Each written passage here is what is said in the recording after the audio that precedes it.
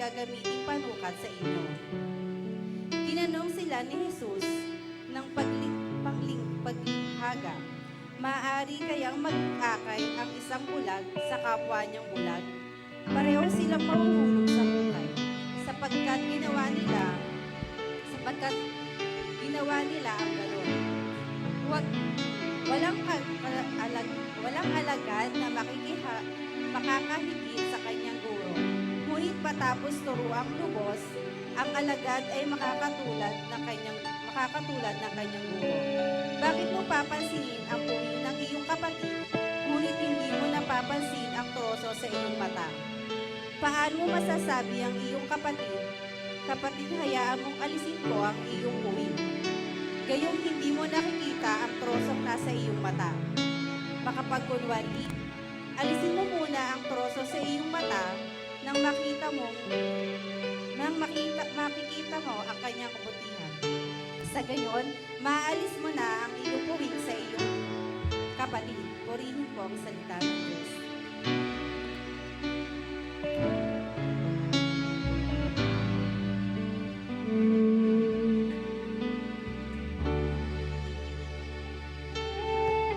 Mapagpalang umaga po sa ating lahat. Inananyahan ko po ang lahat na magsitayo tayo at pagpurihan po natin ang Panginoon.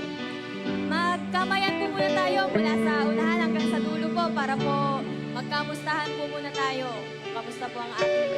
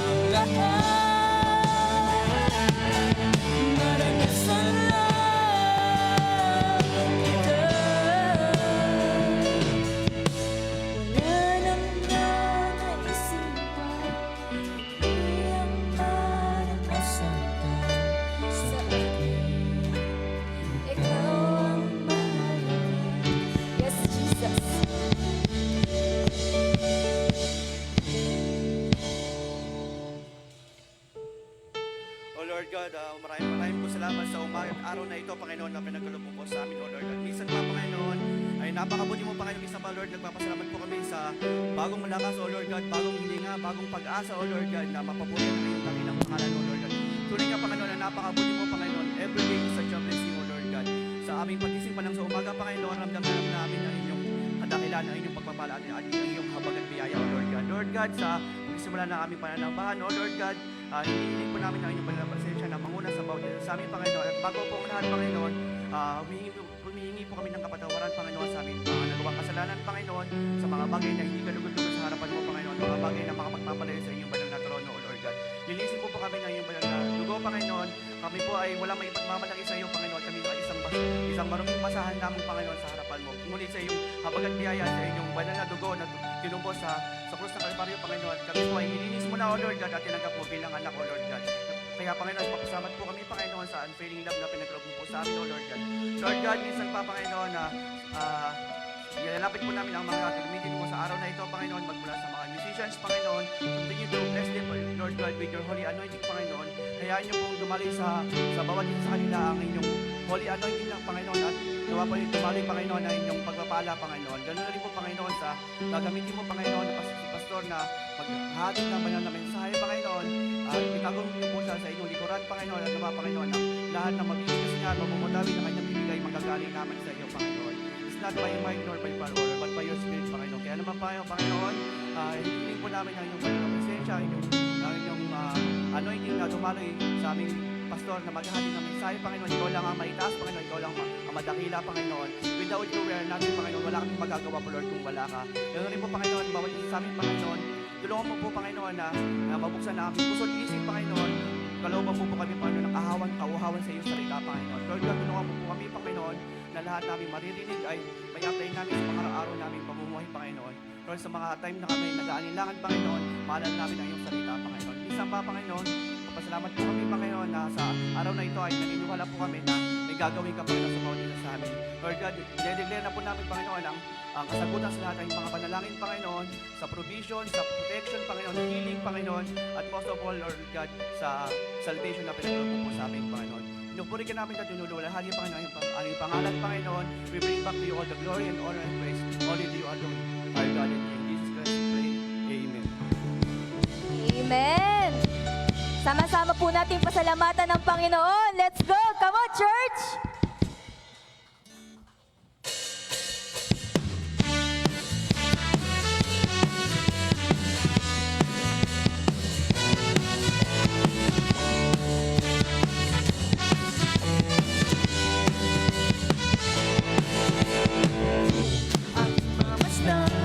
Ang kalawakan, kung maunawaan ang dahilan kung bakit ako'y pinalagaan. Hindi ko kayang isipin, hindi mo kayang sukatin ang pag-ibig mo, Jesus, na iyong binigay sa akin. Salamat, salamat, O Jesus, sa pag-ibig mo. Walang ibang nagmahal sa akin ang katulad mo. Salamat, salamat, O Jesus, sa pag-ibig mo. Ako'y magkasaya sa piling mo.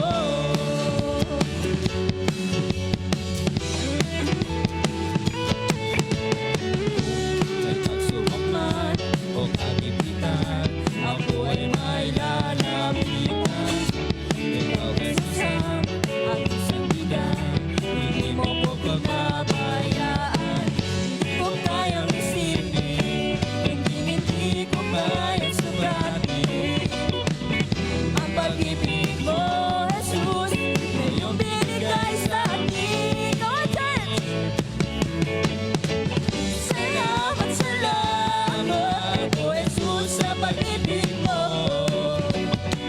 Walang ibang nagmahal sa akin ang katulad mo. Salamat, salamat, O Jesus, sa pag-ibig mo.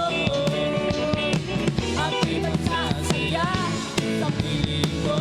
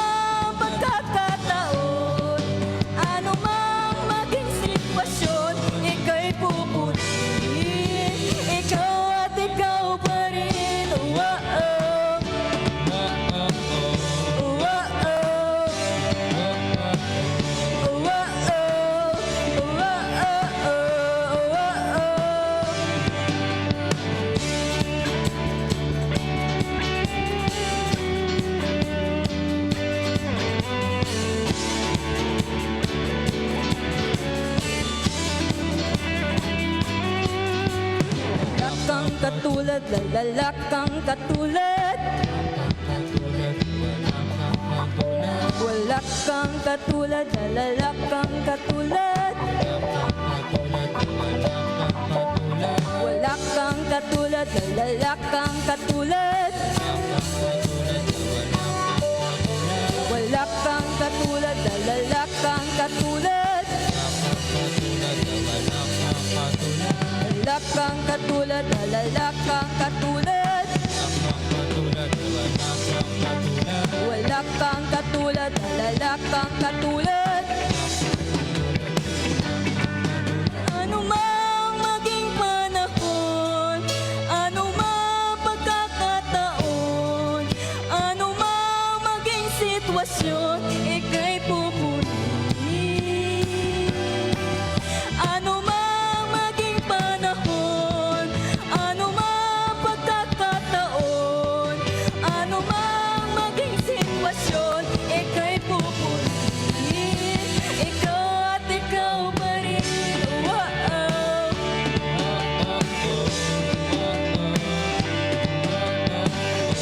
Wow. Wow.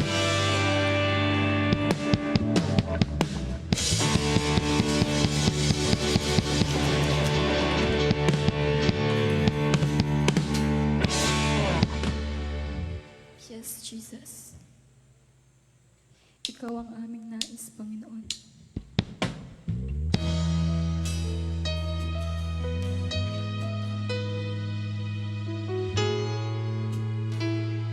Let's feel the presence of the Lord.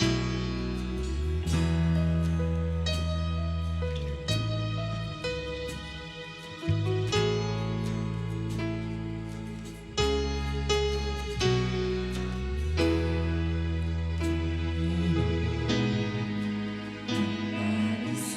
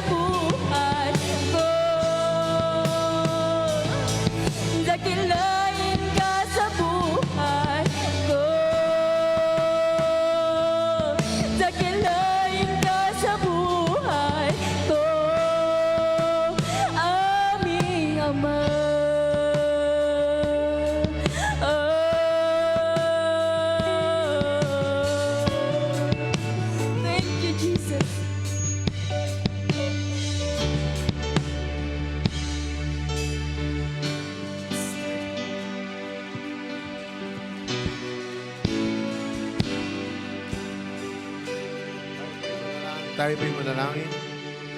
Dakilang Diyos, salamat po sa pagkakataong ito, God, na pinagkaloob mo sa amin. Tunay na ikaw ang Diyos na hindi nagbabago, noon, ngayon, at magpakailan pa man. Walang iba liban sa iyo, Ama. Walang iba, sapagkat kayo lang ang lumikha ng langit at ng lupa. Walang ibang dapat luwalatiin at itaas sa iglesia ito ng Living Word. Lord, ikaw lang, kayo lang, Panginoon. Sapagkat kung wala kayo, O Diyos, so walang kabuluhan ang aming buhay. Walang dahilan kung bakit kami nabubuhay kung wala ka sa aming buhay at puso, O Diyos. Kaya sa araw at umagang ito, hayaan po ninyo na mapagpala kami at mapuspos ng iyong Espiritu Santo at umuwi kami, Panginoon, na dala-dala ang kapayapaan, kagalakan, kagalingan, kaligtasan, at buhay, O Diyos, na masagana na nanggagaling sa iyong trono ng iyong kaharian sa kalangitan, O Diyos. Kaya, Ama, sa iyo ang kapurihan sa araw na ito, magpagaling at ayaan niyo ang kaligtasan ay tanggapin na bawat isa. Sa pangalan ni Kristo Jesus, Amen.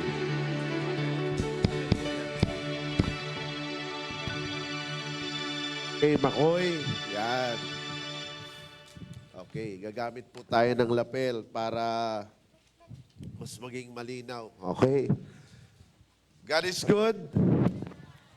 And all the time, God is always good to us. Okay. Para medyo freehand po tayo ngayong umaga. Open your Bible in the book of Luke 6:37 to 42. Ayan. Luke chapter 6, verse 37 to 42. Ang una ko pong binigay na text dyan kahapon ay Matthew chapter 7. Kaya lang binago ko po siya dahil mas malawak. Ako, itataga mo ng base masyado ma-mid. Okay? So, yun lang po, ano ho? Basahin po natin ang ating text, Luke chapter 6, 37 to 42. Do not judge, and you will not be judged. Do not condemn, and you will not be condemned. Forgive, and you will be forgiven. Give, verse 38, and it will be given to you.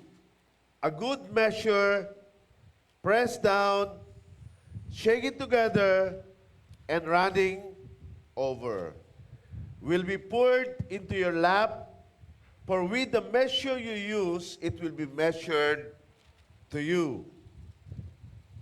He also told them this parable. Okay? Tuloy po natin. He told this parable, can a blind man lead a blind man? Will they both fall into a pit? A student is not above his teacher, but everyone who is fully trained will be like his teacher. 41. Why do you look at the speck of sawdust in your brother's eye and pay no attention to the plank in your own eye? Verse 42. And how can you say in your brother, let me take the speck out of your eye, when you yourself fail to see the plank in your own eye? You hypocrite. First take the plank out of your eye, and then you will see clearly to remove the speck from your brother's eye. Tayo po yung manalangin. Minsan pa, dakilang Diyos, Ama, kami po ay nagpupuri.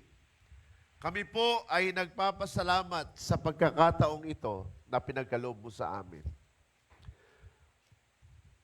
Dinadalangin ko, O Diyos, na patuloy mong gamitin ang salitang ito na galing sa iyong mga salita upang mapagpala, at matutunan namin ang kahalagahan ng buhay, kalayaan, at kung paano kami lumakad sa mundong ibabaw na ito.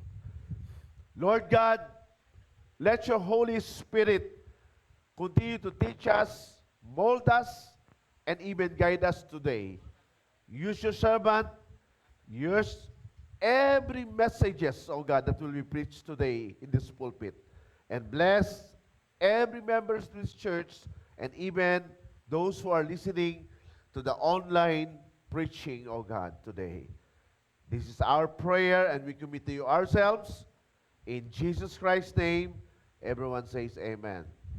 Amen. Hallelujah. The title of the message is Biblical Perspective on How to Make Judgment and with People. Okay? So bibigyan po natin ng pansin yung salitang judgment. But we will contrast it to the word condemnation. Now, tingnan po natin ang common ng overview, no? Dito sa ating, okay? Tingnan natin yung overview, Franchel. Let's look at this. Now, ang isa sa pinaka-challenging, mga kapatid, sa buhay natin bilang isang mananampalataya, in our Christian walk in Christ, is how to secure and execute judgment. No? On situation, on incidents, and on other people's life. Okay? So yun. Pangalawa, okay, people are the most complicated and fragile subject in making judgment. Now, dahil ako po ay 38 years, going to 39 years na nagpipreach ng salita ng Diyos, at nais ko na maunawaan natin kung ano ang paghatol. Paano tayo mag-judge? Alam niyo ngayon, sa bansang Pilipinas, kapag nanood po kayo sa TV, is very stressful. Masyado nakaka-stress. Alam niyo, ako'y amazed doon sa mga taong kaya nilang i-handle yung, alam niyo yung magbasa ka lang ng 4,000 pages. Yung pag-aralan mo yung mga kaso. Kaya alam niyo karamihan sa mga sakit ng mga tao, huwag nang bago-baguhin yung timpla. Huwag nang bago-baguhin ang gulo. Okay. So, yun ang problema. No? Yun ang problema. Yung paano mo titingnan, paano mo haharapin ang buhay. Huwag na bago-baguhin mo. So, bottom line, how to handle life is very crucial. Now, in the context of Christian faith, at ito ay napapag-usapan namin ng mga pastor, pagka nag-uusap kami, alam nyo, ang isa sa pinaka-mahirap na trabaho ay ang mag-handle ng tao. Madali lang yung mag-manage eh. Alam mo, pag manager ka na isang kumpanya, pwede mo sabihin, oh sige, okay na to, okay na yan. Kasi whether they follow or not, sumasahod ka eh. Oh, magkano mga sahuran ng mga manager sa bangko, sa mga CEO ng mga companies? Pinakamababa, pinakamalaki, 350 to 500,000. A month, yun ha. Pag tumitingin ako sa mga job street, sa Indeed, sa lahat, may mga position na ang sahod ay 150 to 350,000 a month. Ngayon ko lang nalaman na ang sahod pala ng isang senador ay nasa 300 plus 80,000 a month. Sipin mo, senador ka, 380,000 a month, bukod yung mga allowances doon, ha? Isang kaklase ko sa PhD program, sabi niya sa akin, Sir, yung sahod ng dean, alam mo kung magkano? Nasa 500,000 a month. Pera-pera po yung allowances.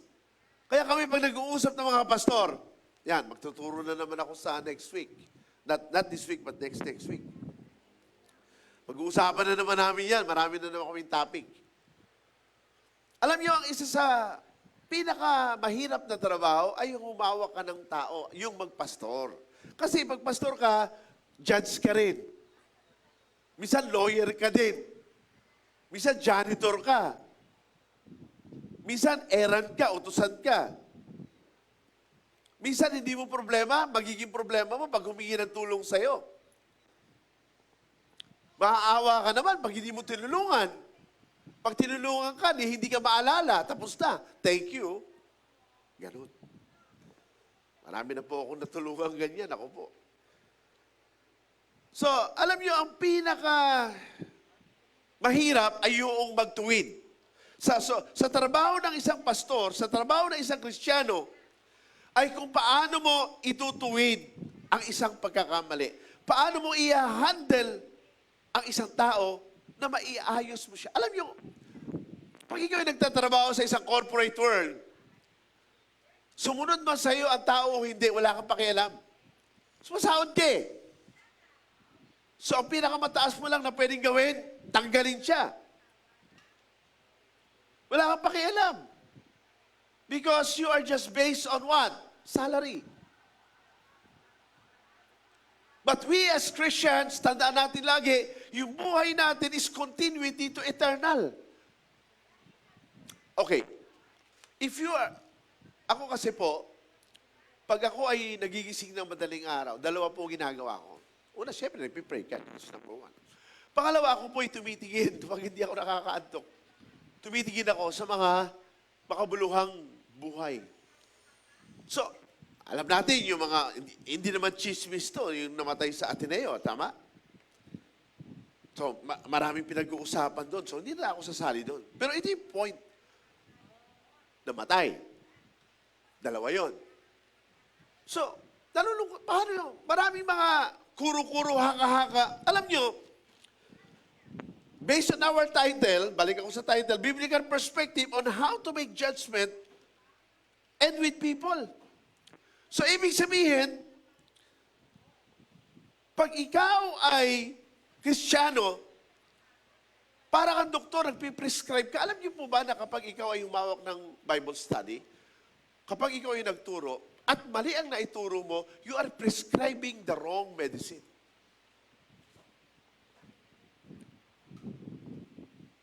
Kaya nga, very strict ang sabi ng James and Timothy, we teachers are having more strict punishment and accountability. Kaya nga, isa sa pinakamahirap sa pastor yung accountability. A ministry without responsibility and accountability and transparency is empty. Katulad ngayon, ang pinaglalaban sa politika, integrity, transparency, and accountability, right? Yun ngayon ang issue eh. At hindi pinag-uusapan basta pera. We are talking about trillions of pesos. Ngayon, nadadrag ang Christian world because, ito po, pananaw ko na, live, okay. Hindi talaga dapat ang pastor pumasok sa politika. Noong kupastan yan. Kaya kami ni Mel, nagtatalo kami ni Mel, kaibigan ko. Hindi pwede yan, sir. Dapat ang pastor, propeta lang. Hindi lang sorry for those lang. Propeta, tayo dapat.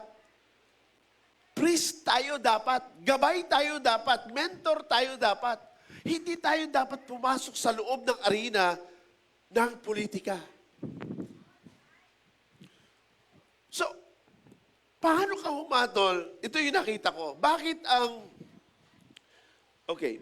ang icon o simbolo ng law ay nakapiring? Hello po. Bakit? Para walang bias. Alam nyo, nung ako ay muntik na kasi maging training and development manager ng isang barko, ng cruise ship. Muntik na. Isa na lang. Akin na yung posisyon. Magkano ang sahod? $5,000 a month. Yun. Hindi pinahintulot ni Lord yun. Alam ko kung bakit hindi napunta sa akin yun. Hindi nagpadala ng kapalit ko. Dapat kasi kung nagpadala ng kapalit ko, akin na yung posisyon. Pasado ako lahat eh. Final interview na ako sa Miami eh. Pero bakit hindi nangyari? Kasi kung nangyari yon, wala na ako sa inyo. Definitely, iba na buhay ko. Alam nyo, ito yung napansin ko. Kaya pala sinasabi ng Panginoon na what a prophet a man if he gains the whole world, if his own soul will be lost. One time, ako po ay pagod na pagod. Umupo ako doon sa kama namin. Sabi ko kay Allen tsaka kay Pia,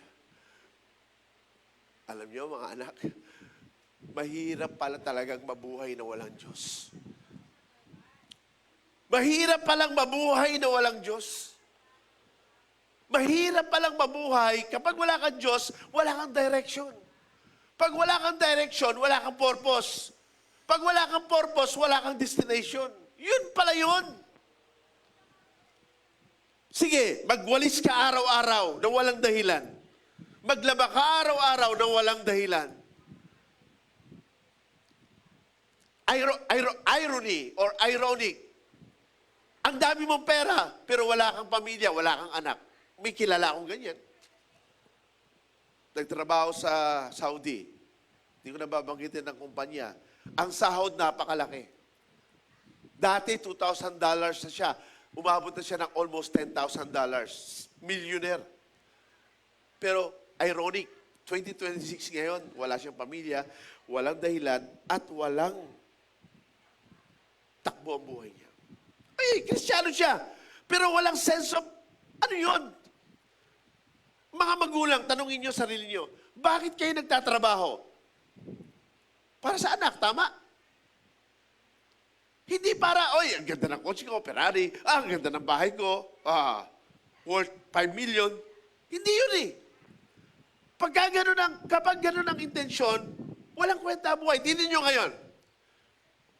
Tingnan nyo yung meron mga 700 billion, meron mga 8 billion, tingnan nyo ngayon ang mundo. Tingnan nyo ngayon ang mukha ng politika natin. Masaya ba ang buhay nila? Hindi.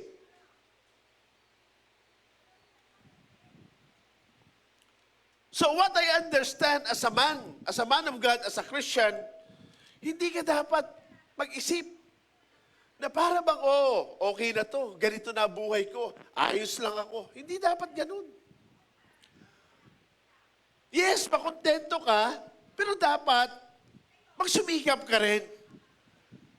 Pero yung pagsusumikap mo, hindi dapat para magnakaw, para magdaya, o manloko ng kapwa, o mang-scam. Ngayon, sa internet, ang daming scammer. So the most challenging in Christian on how to execute judgment. So, on judging others, number one, dapat matuto tayong ihiwalay natin ang dikolor sa puti. Pangalawa, huwag mong isamang emosyon mo. Dahil pag sinama natin yung emosyon, talo ka, napatunayan ko na yan. Hindi natin dapat isama ang emosyon sa papaano.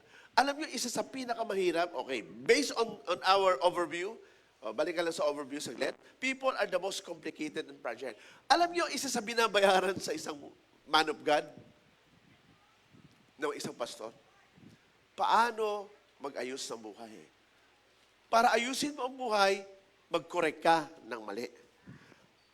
Ang isa sa pinakamahirap na trabaho naming mga pastor ay yung magsalita ka na ng totoo para sa isang pagkakamali o sa isang hindi dapat gawin. So ang tendency, para kang politiko ngayon, ay may utang na loob ako dyan, hindi ako magsasalita. Kaya nga, ang sabi ng Bible, active versus passive, ito yon. Do unto others what others want you to do to you. Dapat active. Hindi yung do not do to others, passive yun. Hindi na lang ako hihibo. Para, wala naman akong ginawa. Okay. Di ba? Ayan, hangin. So, di ba? Huwag ko na lang punahin para hindi na rin ako punahin. wag na lang ako magsalita para wala ako sa limelight, para hindi ako mapansin. Ganun ba ang sabi ng Bible? Ganun ba ang dapat? Ano sabi ng Bible? We are the salt of the earth and light to the world. So dapat may influence tayo. Pastor Alan, dapat naman ba? Mag-comment ka pa na mag-comment sa Facebook. Kaya nga ako, ang ginagawa ko lang, resibo. Pag ako, pino-forward ko lang yung mga resibo. Hindi ako nag-wall. Hindi ako nag-wall. Doon lang ako sa resibo. Kapag may resibo, pino-forward ko yan. O yan, tingnan nyo, pag-aralan nyo. Paano? Kaya ngayon, tinest ko yan Tinest ko sa dalawang close friend ko. Gumawa ako ng fake news. Pinadala ko sa dalawa. Isang magaling sa technology at isang walang alam sa technology. Pareho, pinag-aralan ko. Parehong context, parehong problema, parehong pangyayari, pero magkaibang tao. Pinadala ko talaga. Tinignan ko paano sila. Pareho silang naniwala. Pero lahat ng pinadala ko, AI. AI yun. Hindi yun totoo. Lahat ng sinabi ko scripted. Pero pareho silang sakay na sakay at stress na stress. Okay, let's move. Number 3 slide. Pranshel. Since every people has their own strength and weaknesses, and to identify possible solutions na para ma-resolve ang problema on how to execute biblical perspective on judging. Alam nyo, kapag hindi natin naitama ang paghatol natin, pwede mong sirain ang tao. Alam niyo po ba yun? Isang word lang, pwedeng masira ang tao. Kaya dapat mag-grow tayo kung ano ang biblical perspective. Okay, now let's move on. Slide number 4, key question. Unang sa taas. Why did Jesus told the disciples to make a right judgment based on John 7:24? Let's read that. Stop judging by mere appearances. Now, take note of this. Mere appearances. But, B-U-T, capital bold B-U-T, instead, judge correctly. So, sinabi ba ng Bible na huwag humatol? Hindi. That's what we call the paradoxical truth. Para bang huwag kayong mag-ipon ng kayamanan. Sinabi ba huwag mag-ipon? Pwede ka mag-ipon. Pero huwag mong mahalin ang kayamanan. Kung baga sa Matthew 6. Now, let's go back to judgment. So, sinabi ba ng Bible na huwag humatol? Pwede.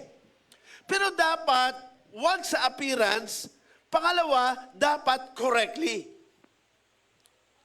Kasi kung wala ng paghatol, huwag na tayo mag-church. Kahit ako, hindi na ako magpapastor. Hindi naman pala pwede. So, ibig sabihin, bakit ang maraming mga Christians, ngayon, pag kinorek mo, lilipat, pupunta doon. Kasi, dalawang bagay. Una, pag malaki kasi, hindi ka mapapansin. Pangalawa, pag hindi ka nag-commit, wala ka accountability. So, hindi ka pa rin mapapansin, kaya okay ka lang.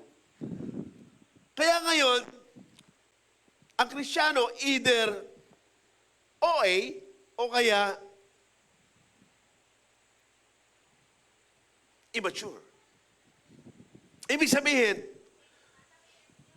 pag kinorek mo, kaya ngayon ang Gen Z, alam niyo ba ang Gen Z ngayon, suicidal, karamihan emotional. Pag kinorek mo ngayon, alam ko na yan. Yan ang Gen Z. Pag kinorek mo ulit, ayoko na. Pangatlo, pag kinorek mo pa rin, galit na sa'yo. Kaya ngayon, ang mga parents, hindi madaling mag-handle paano ituwid ang mga bata sa panahon ngayon. Mahirap. So, in church context, hindi sinasabi ng Bible na huwag kang humatol. Humatol ka. Kaya dapat huwag lang sa appearance, number 1. Pangalawa, judge correctly. Now, let's move on to the 5th slide. Now, why did Jesus told the disciples or the people to cast the first stone who is without sin? John 8. O, basahin natin. When they keep on questioning him, verse 7, he straightened up and said to them. Anong sabi? Kasi kinukulit nila ang Panginoon eh. Anong gagawin namin? Nahuli namin ang babaeng ito in a caught of adultery. O anong gagawin namin? Ang sabi ng patayin sa bato. O ano sabi ng Panginoon sa verse 7? Let any one of you who is without sin be the first to throw a stone at her. Verse 8, again, he stooped down and wrote on the ground. Now, let's go to the slide 6 and continue reading. Verse 9, at this, those who heard began to go away. Na sinabi ng Panginoon those who don't have sinned, throw the first stone. At the time, and the older ones first, until only Jesus was left. And with the woman still standing there, verse 10, Jesus straightened up and asked her, woman, where are they? Has no one condemned you? Now take note. Why did Jesus the word condemn, not judge? Yes, tama yung judgment nila eh. Nagkasala eh. So, pag hindi ka humatol, hindi mo malalaman kung mali o tama. Di ba pagka mayroong mga kaso, dinadala natin sa Hall of Justice. Bakit may prosecutor? Bakit ngayon sa Senate prosecution? Alam nyo, one time, nung buhay Pastor Ellen, mayroon siyang isang concern na dinala sa akin. So what I did, based on my limited understanding in the law, at saka yung aking mga na-share ko sa kanya. And then I asked some suggestion or comment from my friends, yung mga kaibigan ko, mga lawyers at saka piskal. And then same. So kinonfirm ko lang yung mindset ko. Tinapon ko kay Ellen yun. Ito yung sinabi ko sa kanya. Alam niyo, kapag may problema sa'yo, lalo kapag ito ay tinatawag na parang hindi naman talaga confirm na kaso, mas maganda kasuhan ka. Huwag na baguhin ang timpla. Mas maganda kasuhan ka. Dahil pag kinasuhan ka, sila ang maglalabas ng dokumento. Sila ang maglalabas ng ebidensya. Mas maganda yon. Kaya minsan tayo, nai-stress. Lalo ngayon sa social media, napakaraming AI, napakaraming mga problema. Hindi mo malaman kung sino ang totoo. Kaya ang pinakamaganda sa Kristiyano, paano ka humatol? Number 1, your judgment must be based on truth, Word of God. Second, your judgment must be based on facts, F-A-C-T-S. Number 3, your judgment must be based on reality. Pag yung tatlong yan, pinagsama mo, wisdom, may katotohanan, may ebidensya, may substance. Kahit ako, pwede kong sabihin sa inyo, may problema kayo. Kaya nga, pwede kang, meron tinatawag na libel, meron tinatawag na slander by deeds. Kasi, pwede yun, alam nyo, sa totoo lang, pag namali ka ng hatol, you will bring people sa isang napakalungkot na sitwasyon. Now, question, slide 7. Did Jesus said not to judge? No. Pwede ka mag-judge. Sinabi ko na kanina, verse 24, by mere appearances, not by mere appearances, but instead, judge correctly. Paano ka mag-judge correctly? Now, let's move on. Slide 8. Luke 6:7, isa-isahin na natin kayo, mabilis na tayo. Do not judge. Ibig sabihin, huwag mag-judge. Ulitin natin. And you will not be judged. Do not condemn. Now, judge, condemn, and you will not be condemned. Forgive, and you will be forgiven. Ito ginagamit natin sa tithes and offering. Pero sa katotohanan lang, hindi ito sa tithes and offering. Ito ay para sa relasyon. Tingnan nyo. Give, and it will be given to you. A good measure, pressed down, shaken together, and run it over, will be poured into your lap. For with the measure you use, it will be measured to you. Di ba pag nagturo ka, ikaw makasalanan ka, ilan na nakaturo sa kanya? Isa. Ilan na nakaturo sa'yo? 3. Ilan na nakaturo sa taas? Isa.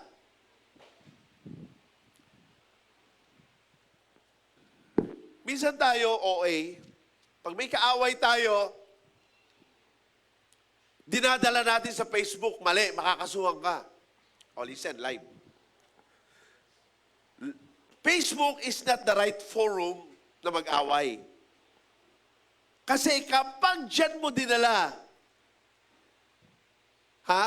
ang issue, at ikaw ay na cyber libel ka, kulong ka.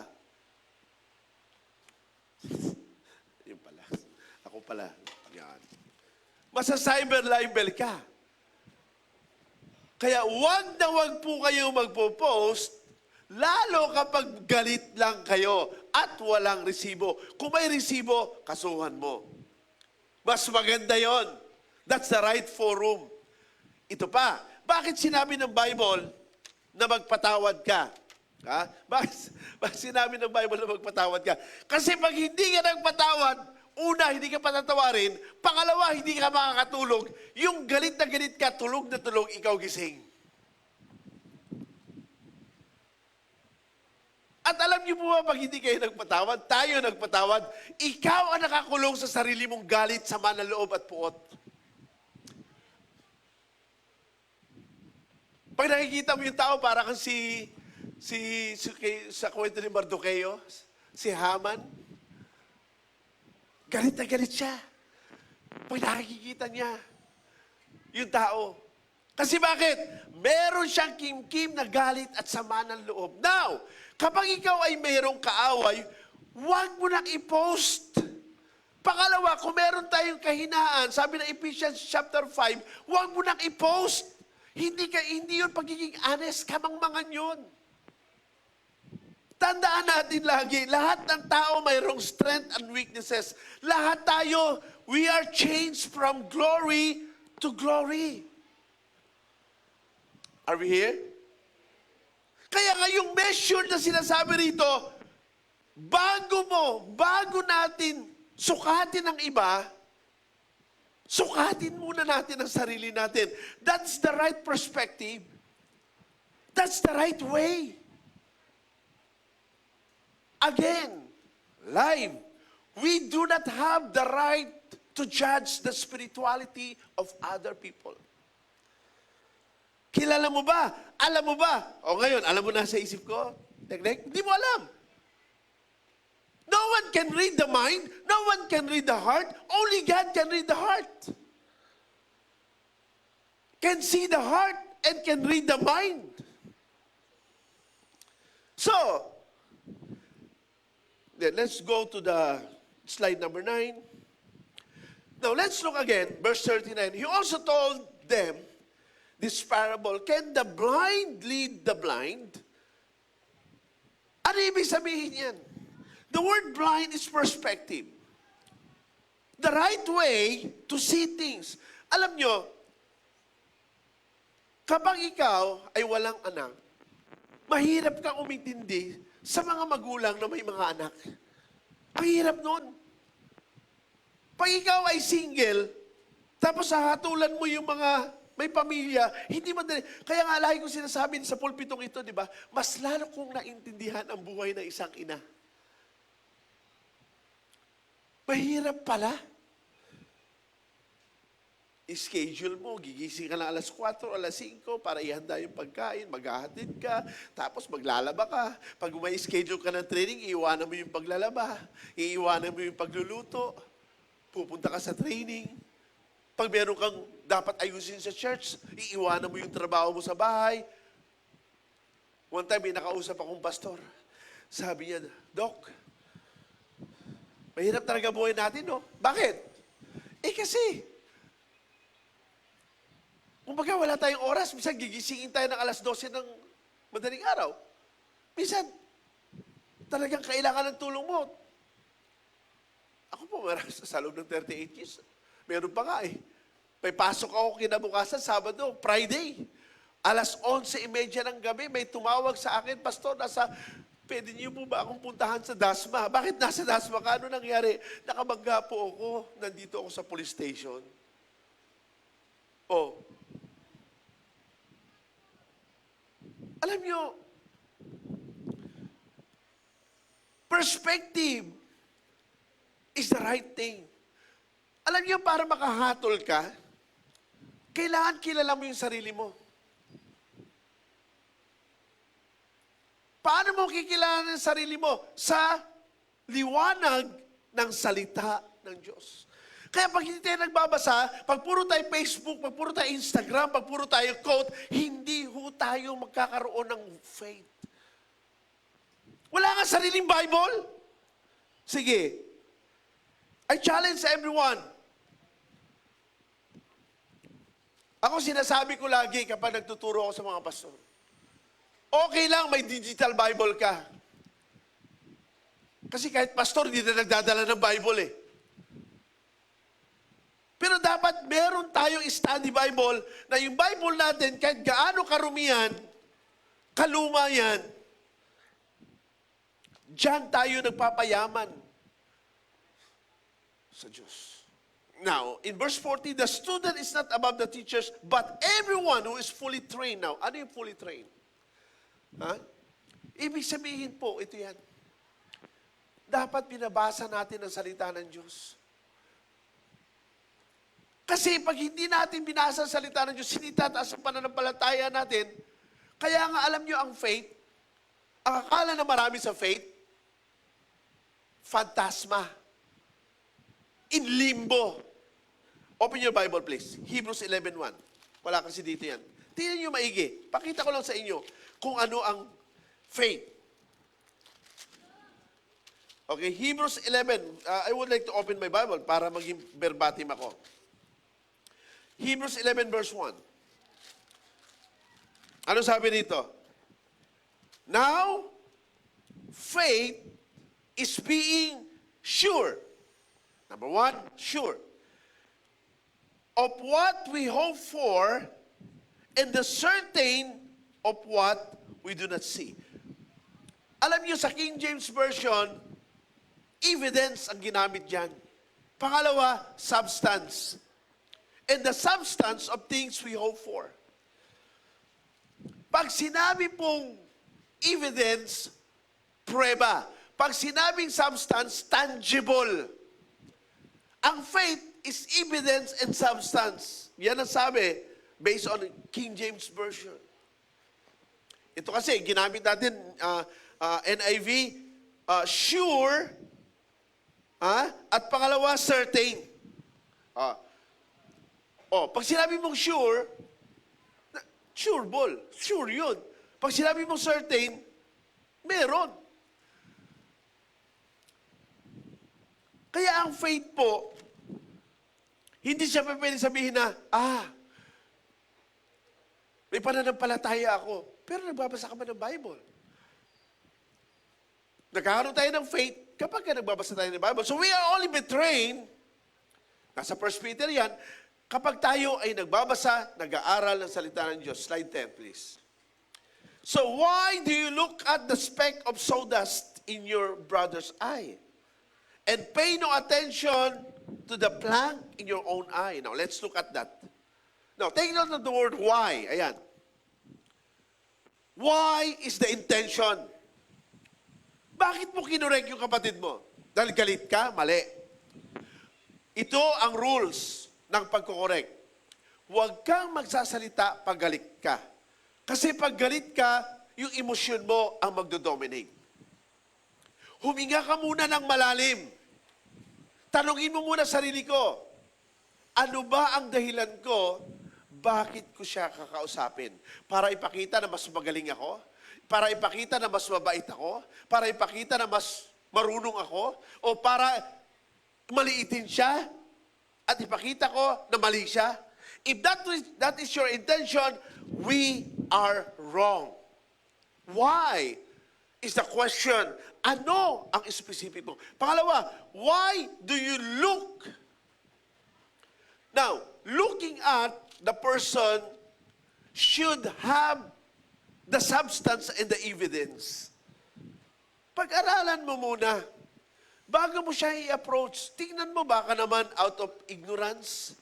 Baka naman dahil upbringing niya, kausapin mo na lang. O baka naman, ignorant lang siya sa salita ng Diyos. So dapat tingnan natin ang situation niya. Ano sabi dito? Why do you look at the speck of sawdust in your brother's eye? So kapag hindi tama intention, hindi tama ang pag-aaral ng motibo at sitwasyon, mamamali tayo sa pagtingin sa tao. Kaya nga sabi ko sa inyo kanina, fragile and complicated ang tao. Ano sabi dito? And pay no attention. Now take note. Ayan o. Pay no attention to the plank in your own eye. Ganito kasi yan. Walang perfect na tao. Are you perfect? Are we perfect? Am I perfect? No. I am perfect. You are perfect in the Lord. Positionally. But as far as daily walk with God, we are in the process of change. Hello po. We are in the process of change. Kaya nga dapat makita natin, muna, bago natin siya i-approach, i-deal muna natin sa sarili natin. Ito bang pagdidil ko sa kanya ay, meron ba akong sitwasyon na ganito? Kung meron akong sitwasyon na ganito, dalawa lang ang dapat kong gawin. Ha? Dapat alam ko ang problema ko, number one. Pangalawa, alam ko kung paano ko siya tutulungan dahil dumaan ako dito. Ganun dapat. Ibig sabihin, self-awareness. Again, self-awareness. Hindi tayo dapat basta tira ng tira. Galit ako? Hoy, makinig ka. Dapat ganito gawin mo. Dapat ganito, dapat ganyan, dapat ganito. No! Self-awareness. In your own eye. 11 slides. Verse 42, how can you say to your brother, Brother, let me take the speck out of your eye? When you yourself, now take note of this, when you yourself fail to see the plank in your own eye. Now, dalawang klase ang kasalanan. Listen carefully. Isang natural at isang perversion. Example, lalaki sa lalaki, perversion. Babae sa lalaki, natural. Again, lalaki sa lalaki, babae sa babae, perversion. Lalaki sa babae, babae sa lalaki, natural. Babae, okay. Dalagang babae, binatang babae, nagsama, natural sin. Lalaki sa lalaki, nagpakasal, perversion, sin. Pakinig. Hindi pa kasal, babae sa lalaki, binata at dalaga, nag-practice, anong tawag natin doon? Fornication. Babae sa dalaga, dalaga sa lalaki na may asawa, adultery.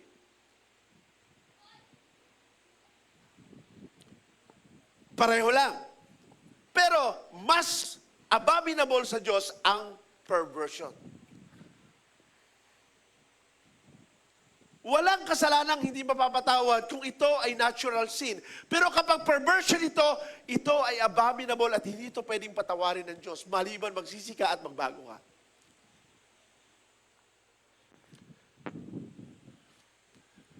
Maliwanag po ba? O baka hindi? So ulitin ko lang. Natural and perversion. Kaya kapag pinost mo yung perversion mo at sinabi mo, ay, honest ako, kamangmangan yan sa harapan ng Diyos. Sinisira mo ang patutuo mo at patutuo ng Diyos sa buhay natin. Kung meron pa tayong kahinaan, itago mo at kayo ng Diyos sa mag-usap. Hello po? Ulitin ko lang. Kung may problema tayo, huwag na nating ipalandakan sa Facebook na ito yung buhay natin at sisirain natin ang buhay ng Diyos sa buhay mo.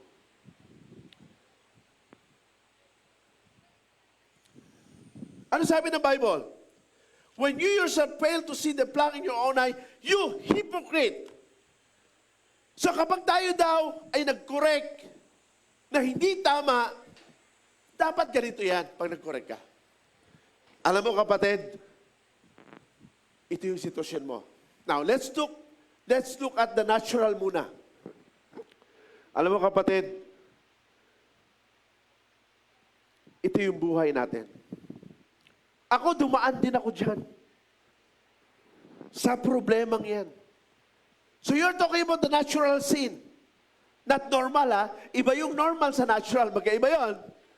Hindi normal ang magkasala at walang kasalanan walang kasalanan na hindi pinagbabayaran. Kaya sabi natin, sabi ni Pastor, pinapatawad naman pala ang kasalanan ko. Sige, mabuhay na lang ako ng makasalanan. God is at mark. Galatians chapter 6, we will pay what we have sown. Revelation chapter 3, binibigyan tayo ng pagkakataon ng Diyos sa magsisi. Sige, subukan mong hamunin ng Diyos. Mag-post ka na mag-post. Ipakita mo na ipakita lahat ng kamangmangan. Isang araw, magugulat na lang tayo.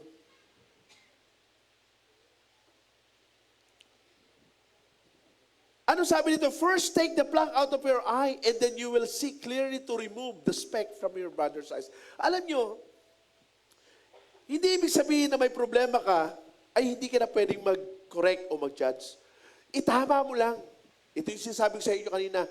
Lagi mong ilagay ang sarili mo sa Kanya. At unawain natin na tao pa rin siya. Pero ang tanong, kung may anak akong bading o may anak akong tomboy, halimbawa na, paano ko siya i-correct? Paano ang gagawin ko kung ang anak ko ay tomboy at ang anak ko ay bading? Naging topic namin yan ng mga pastor. Dahil merong isang pastor, yung dalawang anak niya, bading at tomboy. Tinanong ako, Pastor, paano po ba ang gagawin ko kapag may anak akong gano'n? Simple lang.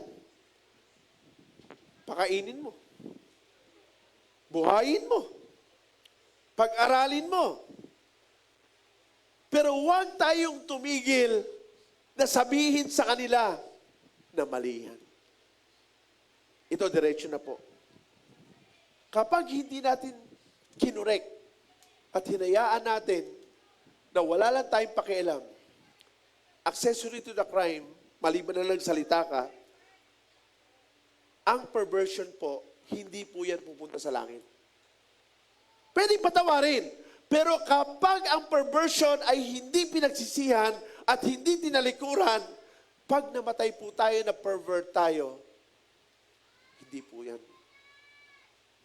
makakarating sa kaharian ng Diyos.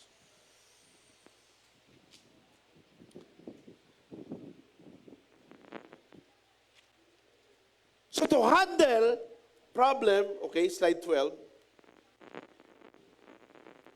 kailangan we should judge accordingly through biblical perspective based on truth. So, sa oras na ito, isang bagay lang po ang kailangan natin. Una, kilalanin natin ang sarili natin, sino tayo. Ano ang problema ko? Kung may problema ako at may nakita akong kapatid na dumadaan sa parehong problema, kausapin ko siya.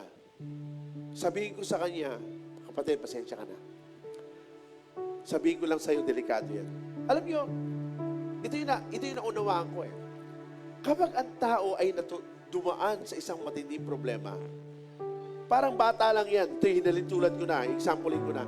Anak ko, kung hawakan yan. Pag hinawakan mo yan, mamamatay ka.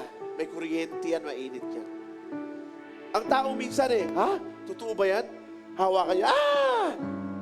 Oh, tanong. Sige, pahawak mo uli. Hindi na yan nahawak niya. Why? Dahil kapag napatunayan niya na, alam niyo ba, minsan tayo, papadaan tayo na, ayaw mo makinig kay Pastor Alan? O sige, papadaanin na lang kita sa matinding problema para maunawaan mo yung mensahe na sinabi niya. Huwag mo nang hintayin yun. Huwag na nating hintayin yun. Ang hirap nun. Huwag na. Tapos magagalit tayo kay Pastor Alan. Ayoko na kay Pastor Alan. Gusto ko dun sa mga pastor na nagsasabing, mahal ako ng Diyos. Alam niyo, ang tunay na nagmamahal, magulang ha, magulang din ako. Sinasabi mo yung totoo sa bata. Ang tunay na nagmamahal, tinutuwid ka ng tama.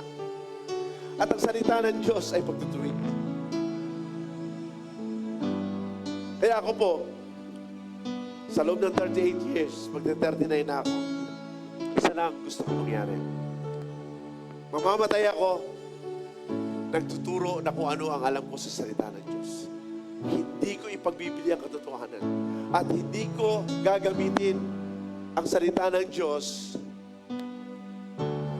para i-justify ang mali. Ang mali ay mali. Ang hindi tama ay hindi tama. Tayo po'y manalangin. Ama, sa umaga pong ito, tulungan niyo kami na humatol ng tamang paghatol. Humatol na naaayon sa iyong salita. Hayaan mo, Ama, na sa umagang ito, turuan mo kami na mahalin namin ang iyong salita. Tumindig kami na naaayon sa katotohanan ng iyong salita. At magtuwid kami ng nararapat na bukas sa aming mga mata, nakikita at naunawaan namin ang aming sarili, kung saan kami nanggagaling,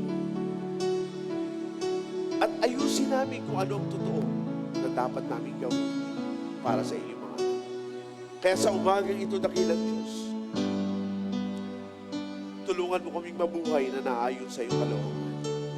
Lumakad na naayon sa iyong kalooban. Kayo ang maluwalhati, kayo ang mataas sa umagang ito. Sa pangalan ni Kristo Jesus. Amen. And amen.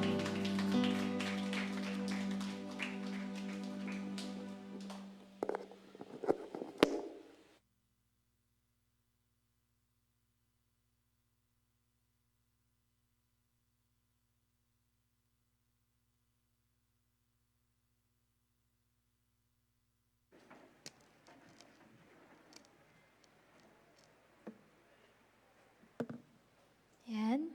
Dadako na po tayo sa atin pong pagbibigay. Makibukas po kayo sa akin sa 1 Thessalonians 5, verses 16 to 18. Rejoice always, pray continually, and give thanks in all circumstances, for this is God's will for you in Christ Jesus. Ayan. So, ang title po ng aking exhortation is Generosity comes from gratitude.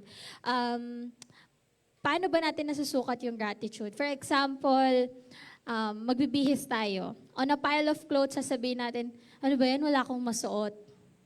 Titingin tayo sa ref, ano ba yan? Walang makain. Bubukas tayo ng TV, wala akong mapanood. Pero if we shift our perspective, na rather than we are focusing on what we don't have, but focusing on what we have, shift natin yung perspective na, ay, ang dami kong damit, ang dami kong pagpipilian. Ang daming laman ng ref, sa sobrang dami hindi ako makapili ng kakainin or lulutuin. Sa dami ng palabas ngayon sa TV na meron ako Netflix, meron akong YouTube. Sa dami ng pwede kong panoorin na overwhelm ako, wala akong mapili. If we shift our perspective sa mga ganong maliliit na bagay, dun po nagsisimula yung gratitude. Yung gratitude po kasi, for example, eto sa money po.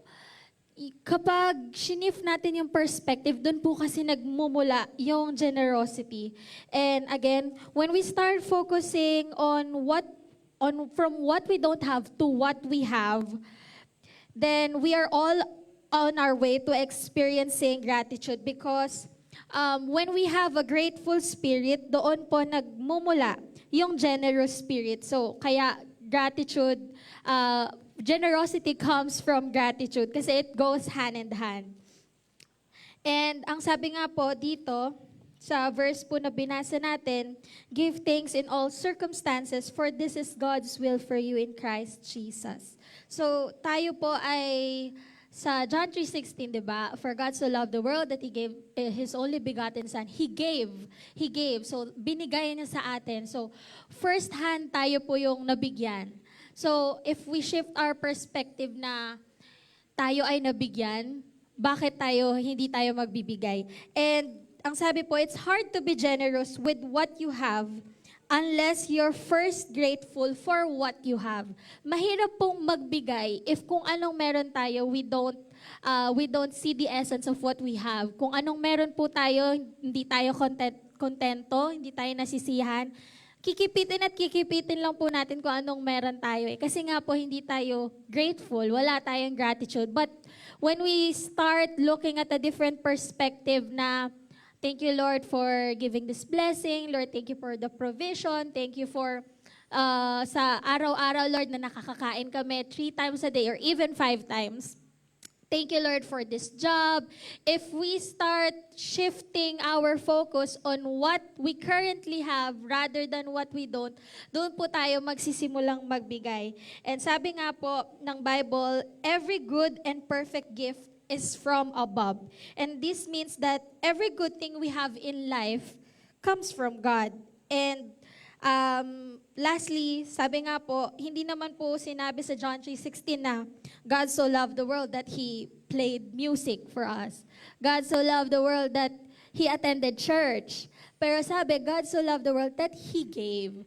Yung pong pag-attend natin sa church, pagtugtog natin, it's just another channel for us to express our gratitude, our thankfulness to Jesus. But first and foremost, na anong ginawa ng Lord, God gave His only begotten Son. So, dahil tayo ay anak ng Diyos, we ought to live by God. To live or how would Jesus do it? Dapat po, we walk yung sinimula ng Lord. Kasi nga po siya po yung example natin. So, dapat, ganun din po yung gagawin natin. It is for us to give din po. With a cheerful heart, of course. Yun lamang po, inaanyahan ko po ang lahat na manalangin. Lord, maraming salamat po sa araw-araw na blessing, Lord God. May it be small, may it be big, Lord God. I know we tend to overlook, Lord God, yung mga bagay na napaparanas mo sa amin, Lord, or binibigay mo sa amin. We tend to overlook, Lord God, because we don't have contentment.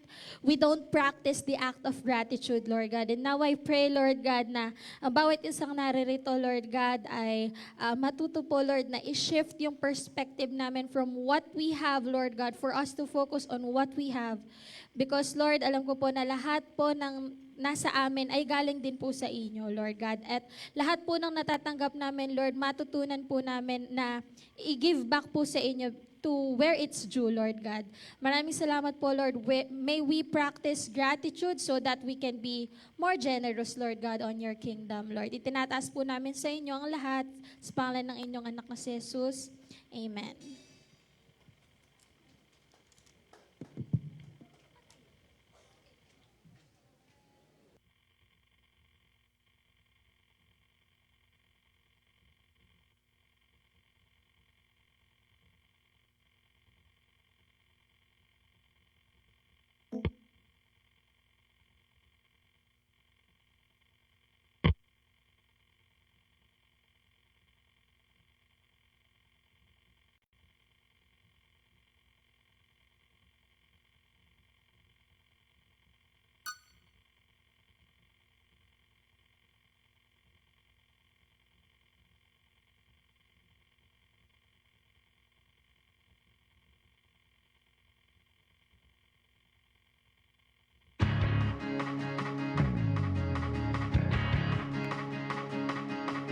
Does your heart get thumping? Your feet get jumping? Are you spending all your time on a treasure quest?